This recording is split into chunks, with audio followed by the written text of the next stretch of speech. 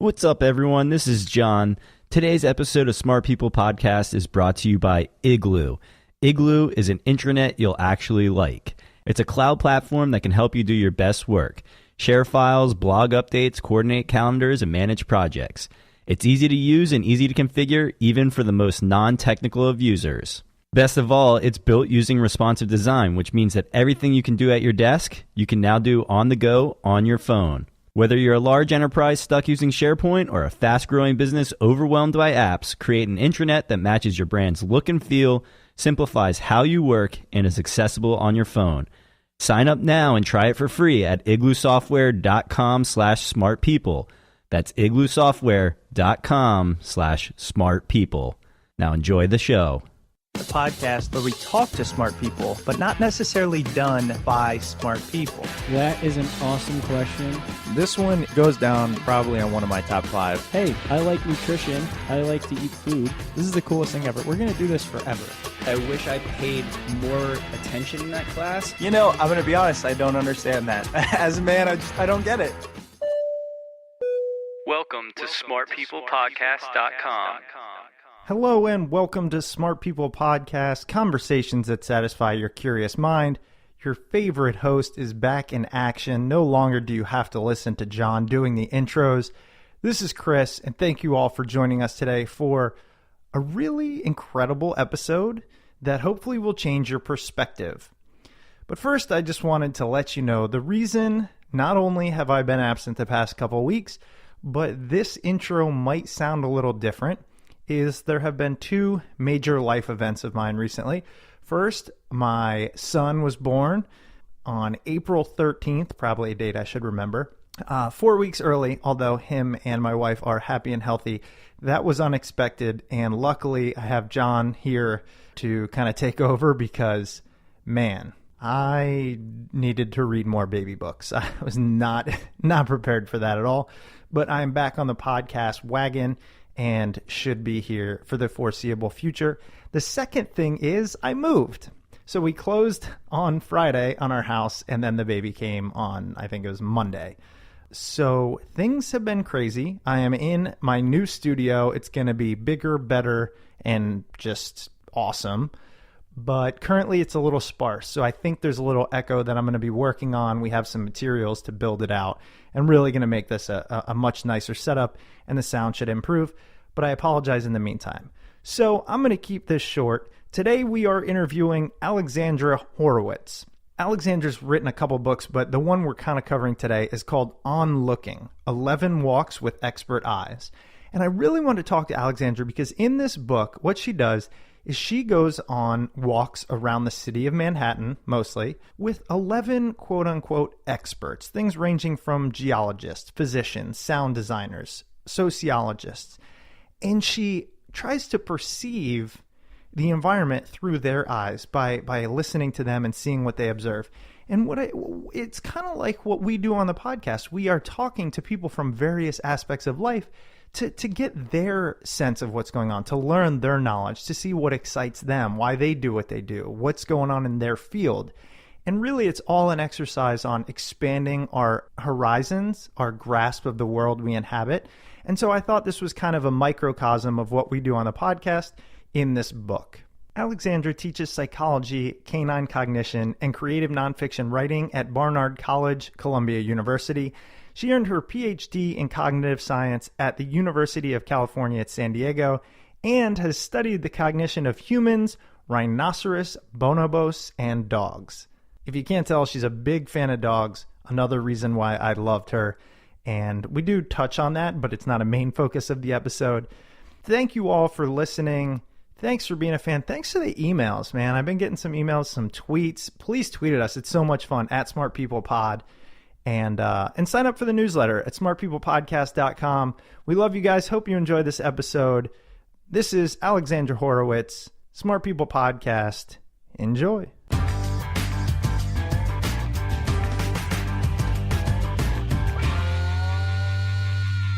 Alexandra, thank you so much for being on the show. I know that the topic we're going to discuss today, basically attention, talk about the way we view the world, is something that the listeners love. I mean, we've taken polls, and the way the brain and our bodies interact with the world is a favorite out there. So thanks for being on the show. Really excited to talk to you. My pleasure.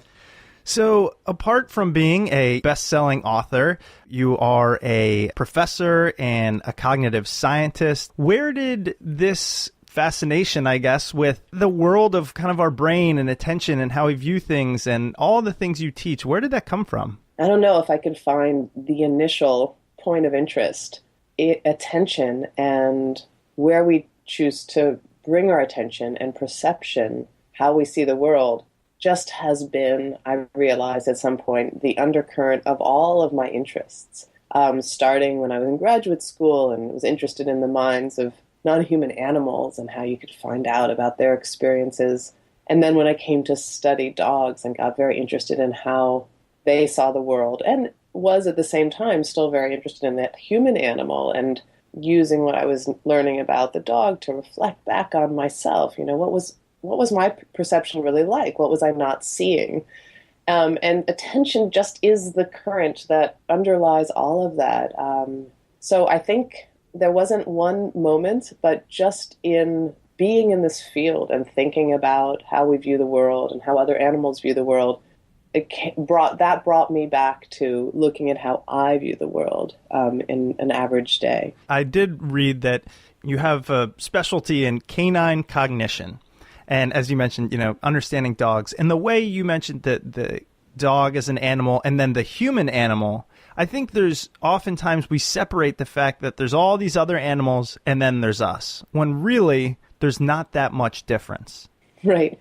I mean, Darwin thought there is a continuum, essentially, between the human and non-human animals. And although it's not clean continuum on every front, you know, we haven't seen another animal who uses language like we do, like we are doing now. You know, there are no podcasts in the canine world.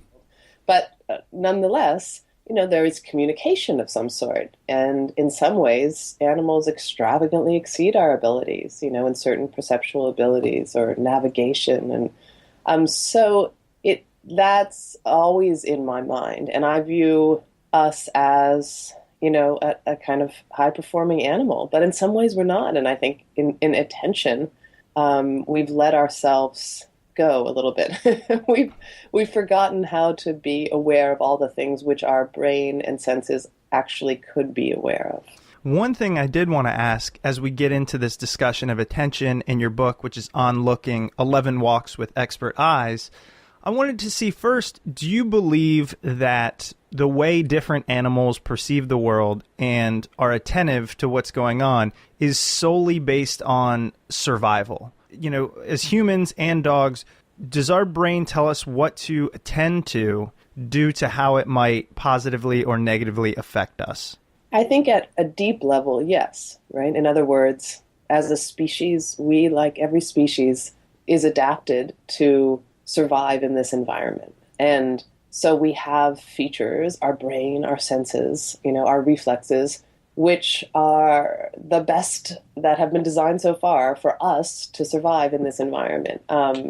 So yeah, fundamentally, it's all about survival. You know, on the local level, we can override that. You know, not every move we make and every thought we have is fundamentally about survival. But the equipment, yes, it evolved for us to survive, thrive, and perpetuate our genes. And so I think it's interesting to remember that, even though we feel like we have total control of and are like the great initiators of everything we do.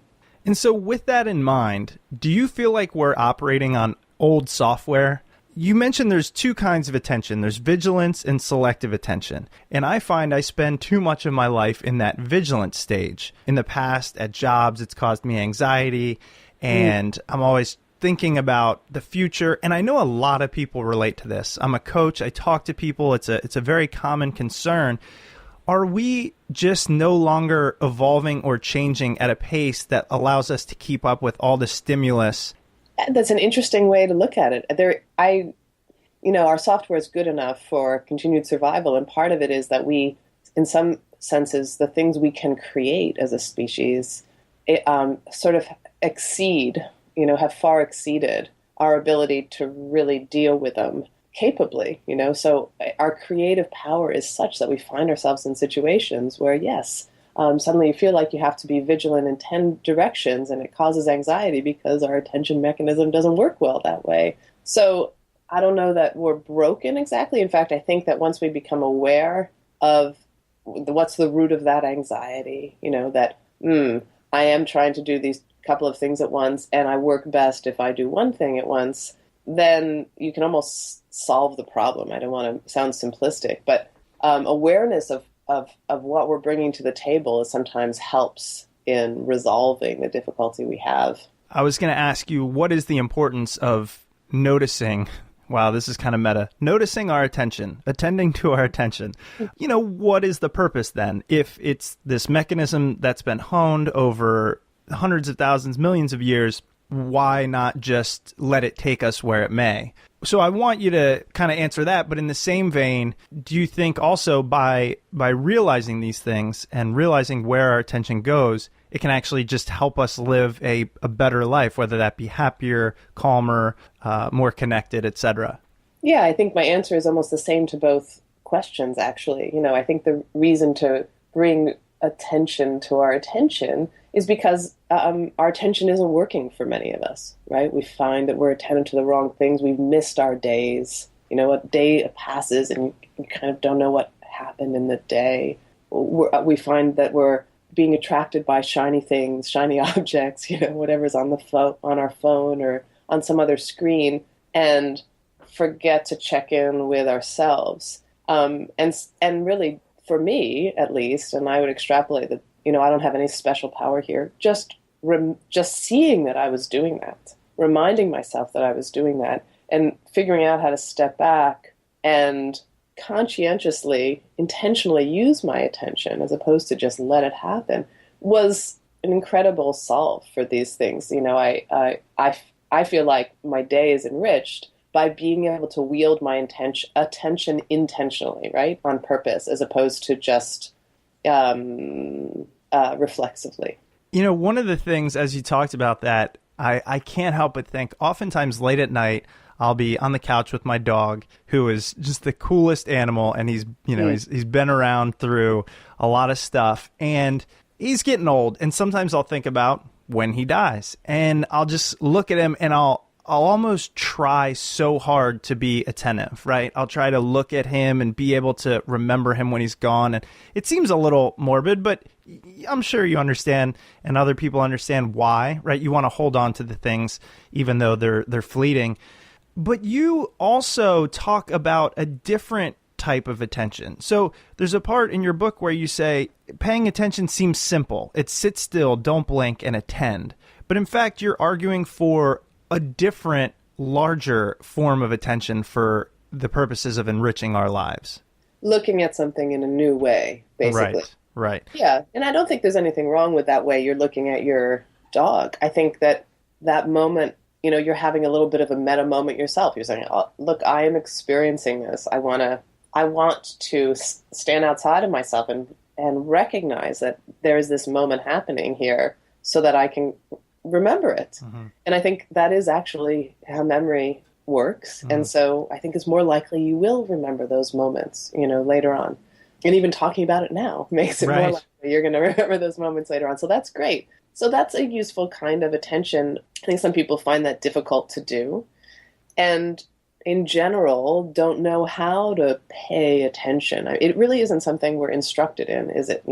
There's no schooling in attention. You're just supposed to automatically know how to do it, like as though it were as easy as opening your eyes to see, right? But in fact, it's a way of seeing that we don't really have a well-developed muscle for, which is seeing in a particular way, seeing with a certain focus. And many of the psychologists who think about how we could teach people to pay attention really say, listen, just try to look at your scenario in a new way. Look at this object in front of you, look at your walk, look at yourself in a slightly new way. And the classic example of that is when you're searching for something, your keys, you left them on the desk and you just can't see them. Obviously there are a lot of layers of things happening there. Perceptually, you're looking your eyes are open, they're definitely getting light reflected from everywhere, but your brain is not finding the little image, which is your keys. But they're there. If you've looked again and again, and you look in a new way, in other words, looking with it's just a little switch in the brain of expecting to see something differently, often the keys appear. And it's a strange ability. We actually have that ability. We just haven't been instructed to do it that much. But I think that is a really easy way into a new form of attention, which then you can use whenever you want.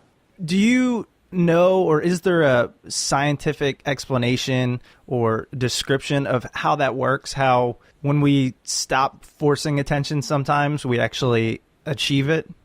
I don't know if there's a clear-cut explanation for that. Okay. I would say that what's happening is that we are bringing a certain kind of search strategy to a scene, and it's just the wrong search strategy. We think something's going to pop up, but it's not going to pop up. We think we're looking at the desk, but we're not really looking. We're not really searching. We just have our eyes open. And so it's getting out of that model, which is a little bit the spotlight of attention model, which we carry around with us all the time, and saying like, okay, I have to blink my eyes and look with a different spotlight. But I don't know that anybody is studying what is happening at that moment, what is happening in the brain at that moment. Mostly, I think it's just a slight act of will. Mm. In my book, one of the things I did to see things in a slightly different way was just ask people who knew about some part of a city block that I might not know about, like the geology or the trees or how people are walking on the street. Just tell me about that, and that's also focusing my attention on something which was always in front of me, but which maybe I didn't have the expertise to see or just wasn't looking specifically at. Yeah, and I found that so fascinating. Let's talk about your book a little bit. You go on walks, literal walks with different, as you call them, experts. Some might say, well, a toddler isn't an expert, but I really actually agree with you. It's an expert in the way it views the world. And so I guess first, what was most striking as you did these walks, and what came about that you did not expect? My project had really been to open my own eyes by taking a very familiar environment and then bringing people in who could perhaps show me things that I hadn't seen. And these were boring environments, ordinary blocks. It wasn't like we went to a spectacular place where everybody is looking around and pointing and it was on all the tour book guides. And, but I didn't know what I would see, right? That's exactly it. There was the possibility there that I had already seen anything interesting that there was to see, I thought. But of course I was entirely wrong about that. I walked with just an assortment of people, a grab bag of people really, who, for one or another reason, interested me. But at the end, I thought I could have walked with anybody, literally grabbed anybody. And if I could get them to talk about what they see on an ordinary walk, on an ordinary city street. In other words, what are they drawn to see? Is it like the height of people's hemlines? Is it something about how the trees have been pruned? It's where shadows are falling. Is it the facing of buildings? Whatever the thing is that sort of captures their interest for a professional or, personal reason. If they could show me that, I bet it was something that I didn't see. That's what I wound up feeling, which made me in awe of the different ways to see an ordinary scene. Now to take a break for a minute for the sponsor that supports our show and helps make it free to you. That is lynda.com, the online learning platform with over 3,000 on-demand video courses to help you strengthen your business, technology, and creative skills. For a free 10-day trial, visit lynda.com/smartpeople. That's lynda.com/smartpeople. Lynda.com is for problem solvers, for the curious, for people who want to make things happen. Maybe you want to master Excel, learn negotiation tactics, build a website, or boost your Photoshop skills. Go to lynda.com/smartpeople and feed that curious mind. Some of the courses I recommend are Excel 2013 Power Shortcuts, Growth Hacking Fundamentals is another cool one, check that out, and finally, bootstrapping your business because, hey, it's all the rage. What I love about the bootstrapping course is that they give you actionable advice. It's not just a topical overview, but this is really quality content, and take it from me, now that I have bootstrapped 2 businesses, it's worth checking out. With the lynda.com membership, you can watch and learn from top experts who are passionate about teaching, stream thousands of video courses on demand, and learn on your own schedule. Your lynda.com membership will give you unlimited access to training on hundreds of topics, all for one flat rate. Whether you're looking to become an industry expert, you're passionate about a hobby, or you just want to learn something new, I want you to visit lynda.com/smartpeople and sign up for your free 10-day trial. That's lynda.com/smartpeople. Now back to the episode. Yeah, and that was actually one of the most striking things that occurred to me when I was reading your book. It's something I know, and I've had to, I didn't learn it probably till sometime after I was 20, but the fact that every person views every interaction, scene, whatever it might be, differently. And how differently people think. Because I was always under this assumption that people thought like me. And I think some people might not want to admit it, but all of us come out of that at some point. And it's very eye-opening. This was a direct experiment on that, because it's literally, how do you see this, or what do you see? That's wonderful. You're right. It really was about kind of recognizing and remembering, if we ever knew, that holy cow, everybody has an entirely different impression of what is happening right now, and an ability to see the layers of what is happening right now. And so I too, although I didn't enter into it as a kind of social experiment. I entered into it more as a kind of personal journey to, get a richness where I felt like I had lost the ability to see a richness. It really became, that was the most powerful conclusion for me, this sort of social opening of my eyes, that reminding myself, right, every person here is having their own experience, and we get very much in our own heads, and are sure, as you say, that other people see this as we do, and it is, of course, wrong. And so that was a delightful outcome. I'm glad that's that's something that you as a reader can take away from it as well. That really impresses me. Yeah. Well, I think it's important too. It's a subject, like I said, when I realized it, it was almost one of those light bulb moments. It sounds stupid looking back at it, right? Like, of course people think differently, but I don't know. It's just bizarre. We don't act as though they do, because it's easier to not have to worry about everybody else's different experience and impressions and motivations, right? If they're not saying something out loud, then we kind of put them away a little bit. And so it's a good reminder. Along these lines, another thing that interests me in this aspect is I work in Washington, D.C., and I'm also, as Brene Brown puts it, not only wired for connection, but I feel like super wired for connection. Like, if I'm by myself for a day, it drives me nuts. If I don't have these kind of conversations or calls, it actually affects my mood. So one of the things that really bothers me about city life is this false connection. I work in a combined space, a shared office, and there's so many people, and I do it. I mean, I'm not saying other people do it. I go out of my way to almost ignore or walk around or put my head down or have my earphones in. And as you mentioned, I think you summed it up perfectly. Objects and people on our route become possibilities for interaction rather than decoration or obstruction. That's what you did on your walk. Mm-hmm. Yeah, and what does that mean? Yeah, it's not like you have to do that all the time. I mean, if you were going into that space and wanted to interact with everybody, and I mean, you would never get anything done, right? Mm-hmm. I just want us to realize that, to remember that it's an option, as opposed to having that blinded way of viewing people as well as our environment as already understood and just in our way. They're options. They have interest, right? Mm-hmm.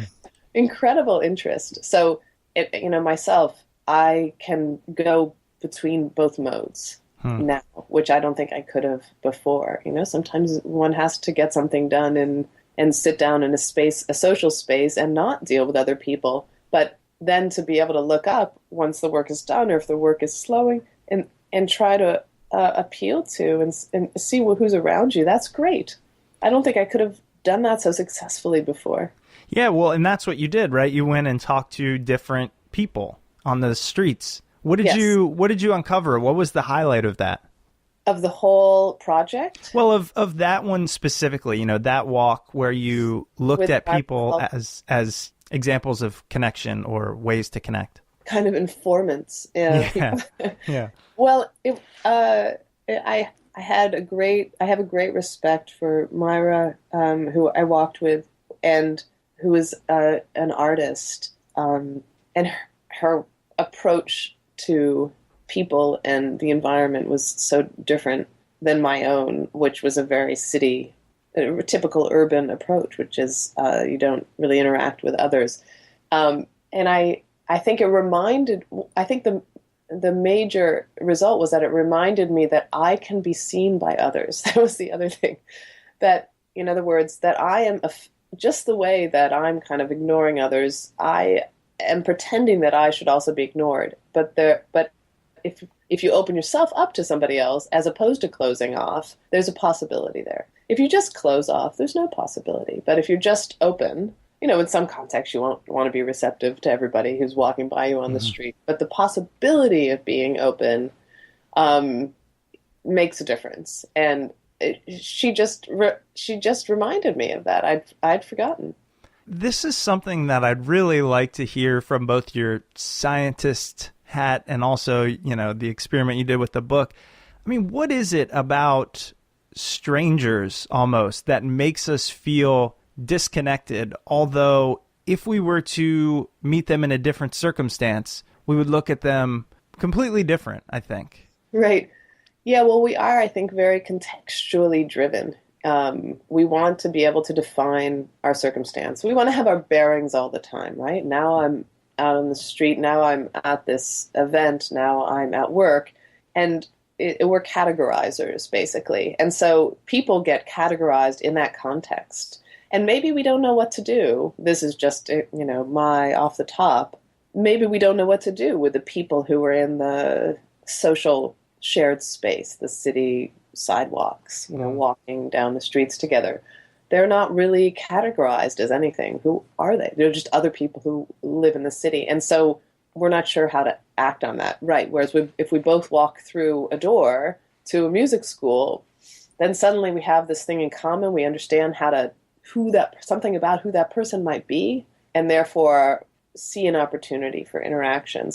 But of course, we could reimagine the context of being in the city together, which is these are people who also live in the city that you do and see this street that you do every day, and who apparently share some of your habits because you're on the city street at the same moment, So they also are people who've left their house and walked down this sidewalk. They might have your same commute. And to just imagine the context around that, as opposed to assuming that it has no context at all, might help us see them as, people with whom we share something. I just wonder at what point do we become physically more close, but mentally or emotionally more disconnected? It's definitely protective in the city to not look at every person as an opportunity or a challenge or somebody who you have to interact with or might want to interact with you. I think, and I think that's what people say about, not paying attention on their walks as well, or just taking a phone call or texting or something, is that they don't want to be exposed to, there's too much going on, and they want to restrict the things that are happening. And I understand that. I think that's adaptive, right? If we go back to what our attention was made for, it was to notice the new thing in the environment, because there's so many things in the environment that we can't be looking at them all at once, all the time. And so that's what we bring that same thing here to urban living. Actually, I'm so glad you brought that up. It was another, just 2 words I had written down, which was cognitive overload. And that's something I also think about often, is the number of things happening. It's only getting worse. I mean, there's only more distractions. For example, I can no longer work with one computer screen. Has to be 2. And what's funny is when I was 10 and didn't have computers, the idea of just having one that operated quickly. And then when you think back to when the internet came about, it was the 28K modem or, the dial-up. And now it's fiber optic, 2 screens, wireless everything. If it doesn't load within 2 seconds, I'm going to get pissed off. It's growing so quickly that maybe this is our response to that cognitive overload. We can only focus on the things we deem important and everything else needs to get tuned out.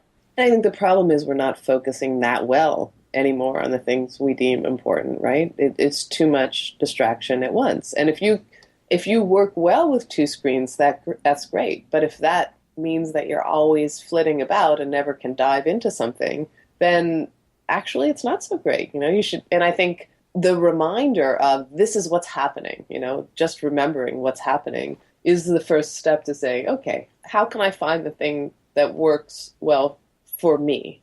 Some people are a little better at distributing attention, or they want to always see the shiny new thing. For me, if I'm going to get through a book, I have to have no other environmental stimulation. I can't even have music on.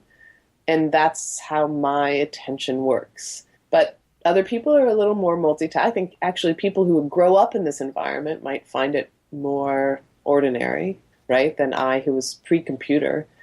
So I do think the creative technology is advancing faster than our ability to think about what's happening, right? And we have to stop and just say, okay, what do you have on now? What can you turn off? Which will make it more effective for you to do what you want to do. It's so funny. The other night, our power went out. Me and my wife are sitting on the couch watching TV, and the power goes out. First time in this house, so probably 3 years, and everything goes silent. And the first thought, we both look at each other, not in fear, but almost in this what do we do, right? So we rush, we light all these candles, we make sure the heat still works. And within 20 minutes, we're both reading, the fire's on. It's just amazing. It was so calming. And sure enough, right when we settle in, the power comes back on. And, we both looked at each other. It was like we knew what was going on. We said, let's turn everything off. And so we turned everything back off. And it was this moment where the loudness of our world and my inability to attend to the things that I often want to, a good book, the snow, my relationship, is drowned out. I'm just making this kind of assumption that this book that you wrote and the discoveries you are making are almost a part of the solution to that problem. Oh, that's a nice way of thinking about it. I would love if it were, I do think it's just like that, putting yourself in situations, maybe accidentally if the power goes out, or intentionally if you go and decide to take a walk looking at one kind of thing, new thing. I think it's just putting yourself in those situations where we realize how equipped we are to handle our attention, and just that we've kind of neglected it, We've just decided to let the world hit us with whatever they throw at it, rather than saying I want to decide how to look at this world. There's a lot to see, and I want to see the layers of it, or I want to slow down and just see one thing at a time. So if it's a reminder, terrific. I looked at what you did with these 11 walks as almost a type of mindfulness meditation. Mm-hmm. Well, people have mentioned mindfulness with regards to this book, although I wasn't, I guess I could say, a practitioner or really thinking that that's what I was doing. No, I really thought I was just doing an exercise in perspective taking, and also in seeing what else there is to see. And of course, that does involve shutting off some of the things that are distracting us from seeing at all.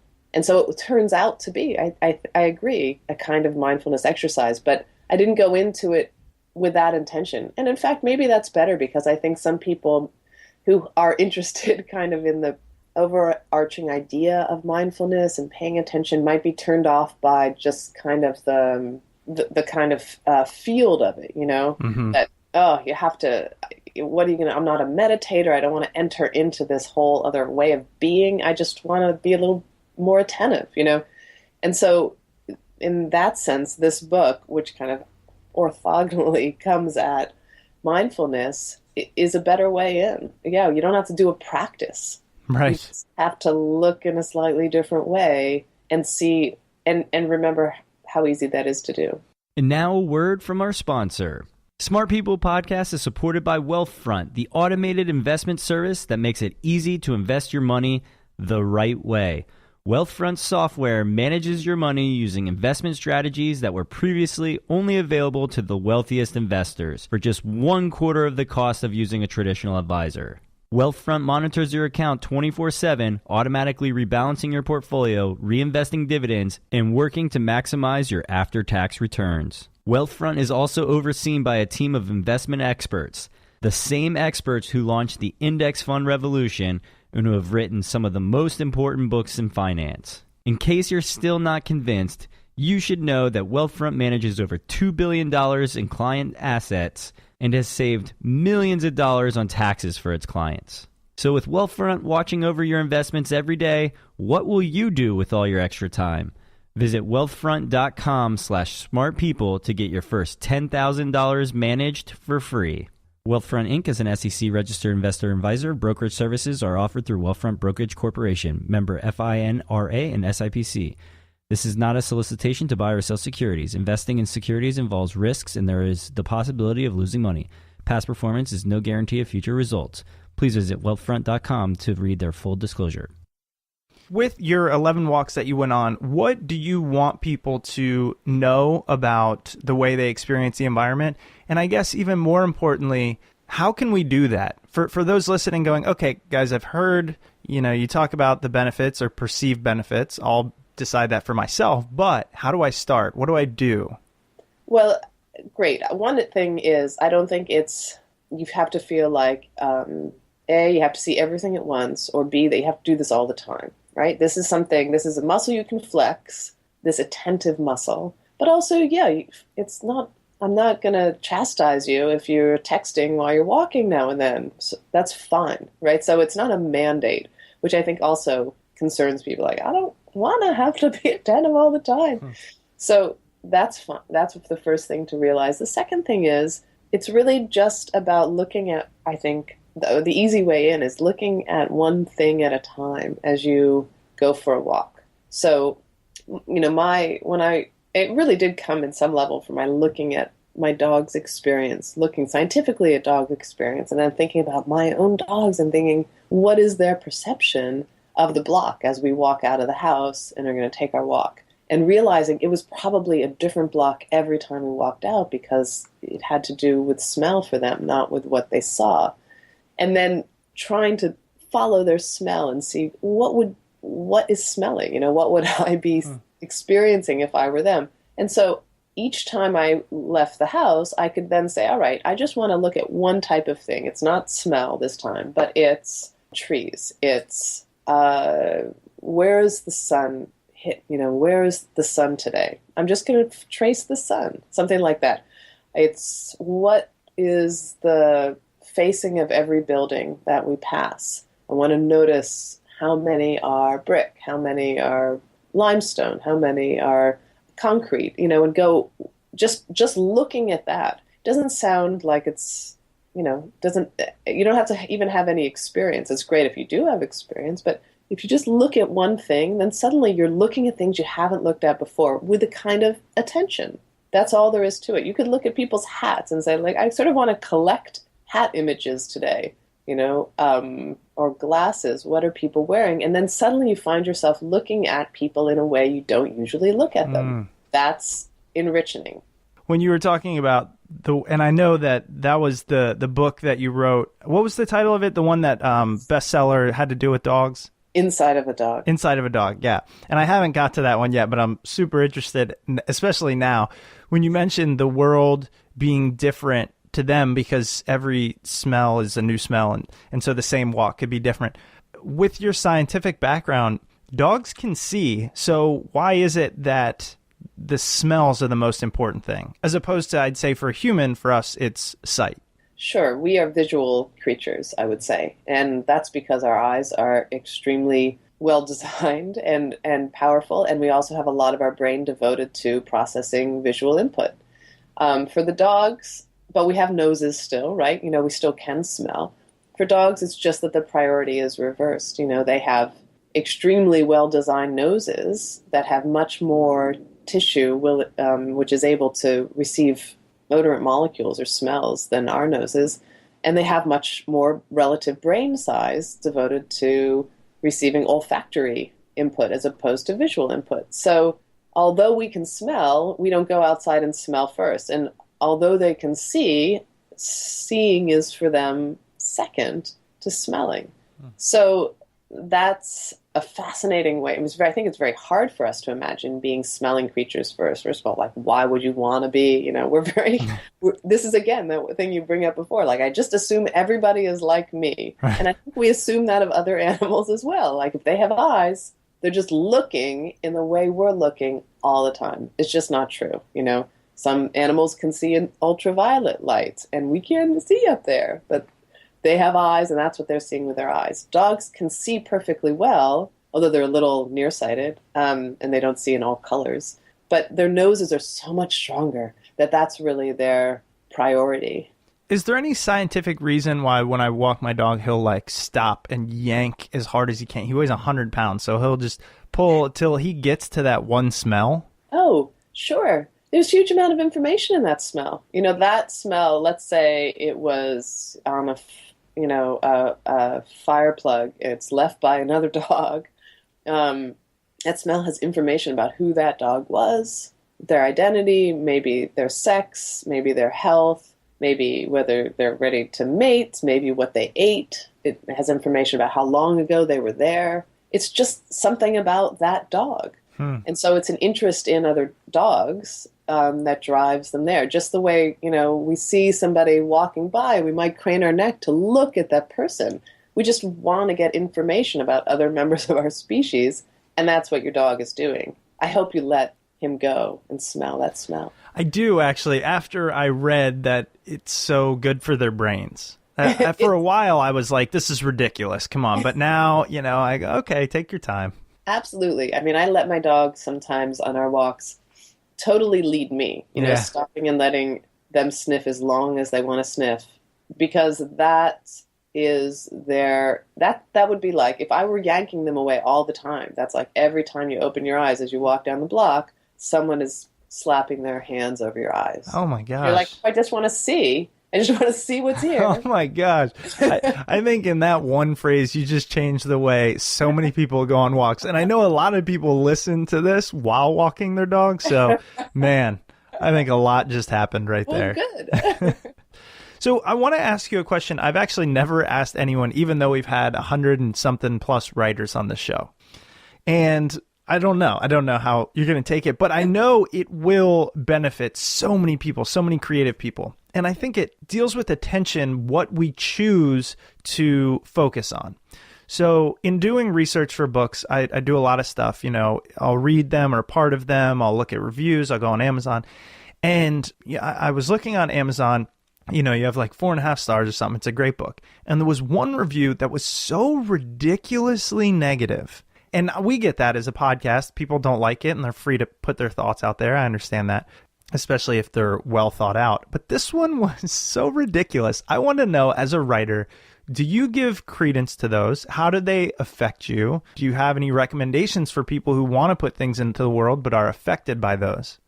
Oh, that's an interesting question. I've thought a lot about what happens when writers get feedback like this, and especially with the regular availability of writing online reviews, which could conceivably be seen by the author. Certainly, there's just suddenly a huge number of voices coming at everyone who writes anything or produces, makes anything creative, and puts it out for public consumption. It's overwhelming.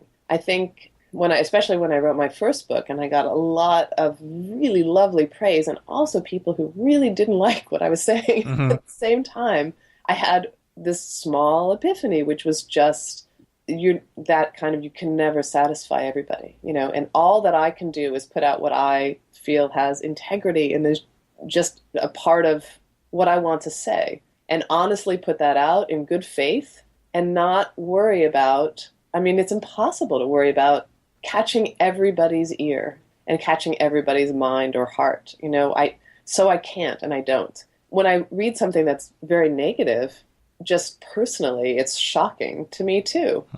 It affects me, but it doesn't make me change what I'm going to do at all. So it's not an iterative exercise where I'm going to read reviews and say, oh, this is how I should do it better. I think, well, that person really felt strongly about this, and I wish I didn't have somebody yelling at me that they hate me. It doesn't feel good. Right. Just personally, it's strange that people want to do that to me, because I certainly wasn't yelling at anybody that you have to read this book. Right. So it doesn't seem reciprocal, but there is really nothing I'm going to do with that except for just feel slight hurt. So the best response is, I'm not going to read all my reviews, because the good ones are great, but you focus on the bad ones. Right. And so why do I need to do that? Yeah, it's so interesting. I mean, even for the podcast, it's free, right? It's like, and there's hundreds of thousands of them. So if you don't like it, just don't listen to it, is kind of the mentality sometimes. But it says a lot more about the person who is writing that review than it does about what they're writing about. There's something about themselves, and I do appreciate that.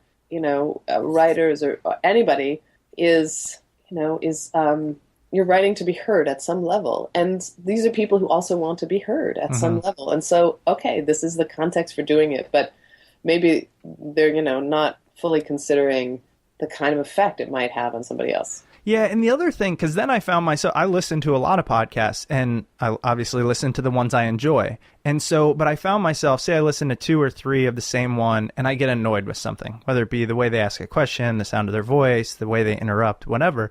It angers me. And now, I don't think I would ever go write a negative review, but I would possibly, although I've never done it, try to give constructive feedback. And I think that's also a big difference. I don't want to make it sound like when we get an email saying, hey, don't like the way you do this, that I don't appreciate it. But there's just, I think sometimes this difference. And I was just wondering, because of the review I read on your book, I was like, what is this person thinking?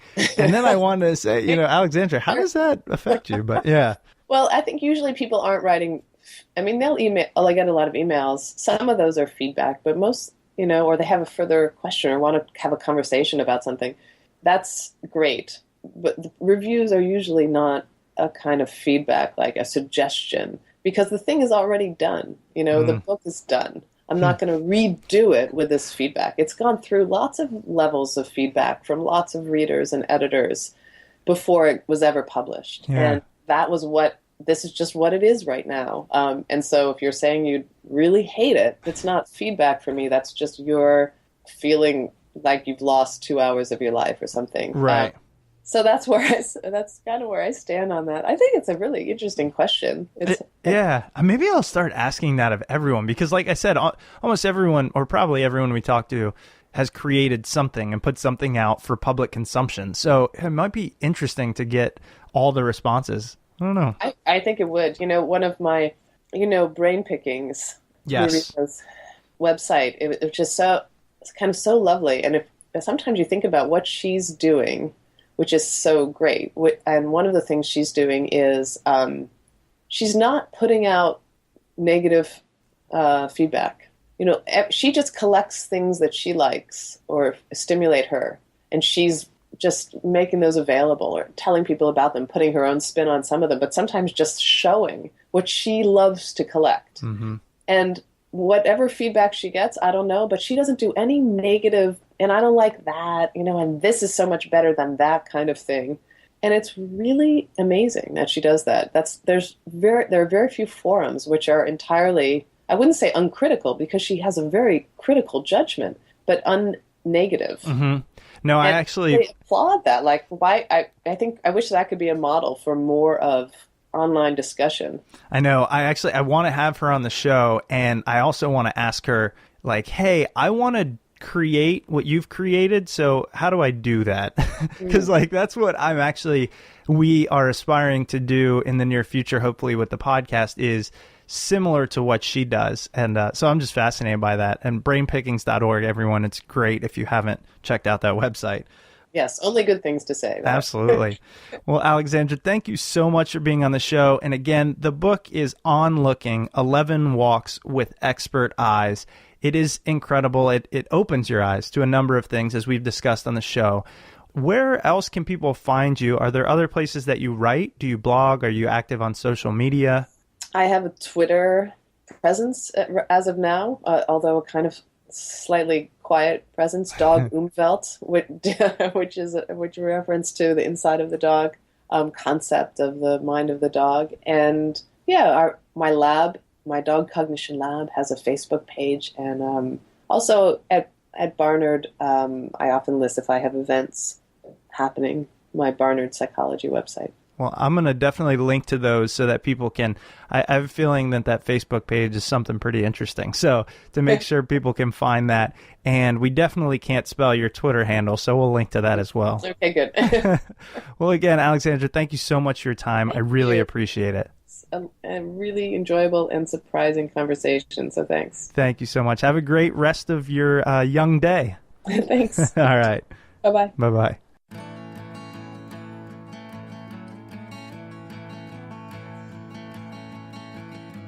Welcome back, everyone. Hope you enjoyed that conversation with Alexandra Horowitz. Please remember that you can pick up her book, On Looking, A Walker's Guide to the Art of Observation, on Amazon or at your local bookstore. If you do purchase through Amazon, don't forget Smart People Podcast's Amazon link. Just head over to smartpeoplepodcast.com and click on the Amazon banner, or use the convenient link, smartpeoplepodcast.com/Amazon. And if you're a dog lover like Chris and I, you can also pick up Alexandra's book, Inside of a Dog, What Dogs See, Smell, and Know. You know that they're curious animals, they're funny, they're quirky, and this book is absolutely fantastic, definitely worth checking out. If you enjoyed this episode or any other episode of Smart People Podcast, I ask that you head over to iTunes and Stitcher and leave a rating, review, comment, all that good stuff over there. And if you ever want to reach out to the show, just shoot us an email at smartpeoplepodcast@gmail.com or send us a message on Twitter at smartpeoplepod. Whenever you're listening to this, I hope you're having a great day, and I really do appreciate you making Smart People Podcast part of your day. That truly does mean a lot to Chris and I. So again, thank you. Stay tuned. We've got awesome interviews coming up, and we will see you next week. Smart People Podcast is supported by Wealthfront, the automated investment service that makes it easy to invest your money the right way. It automatically rebalances your portfolio and reinvests your dividends, all commission-free. Wealthfront manages over $2 billion and has saved millions on taxes for its clients. Visit wealthfront.com/smartpeople to get your first $10,000 managed for free.